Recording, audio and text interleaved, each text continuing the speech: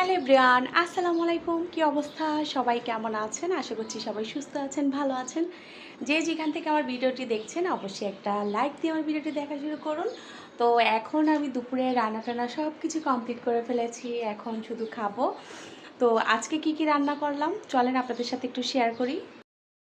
আজকে রান্না করেছি এখানে একটু পাতলা ডাল রান্না করেছি, টমেটো এবং ধনিয়া পাতা দিয়ে একটু বেশি করে টমেটো দিয়েছি, এজন্য লাল লাল দেখা যাচ্ছে। এই ডালটা খেতে কিন্তু ভীষণ মজা হয়। আর এখানে চিংড়ি মাছ দিয়ে আলু দিয়ে ভাজি করেছি, আর সাথে ধনিয়া পাতা দিলে তো আরও বেশি টেস্টটা বেড়ে যায়। আর এদিকে চিংড়ি মাছ দিয়ে ডাঁটা দিয়ে আলু দিয়ে একটা তরকারি রান্না করেছি গাইস। এটা খেতেও ভালো লাগে। এই তো আমার দুপুরের খাবার আজকে এগুলোই থাকবে।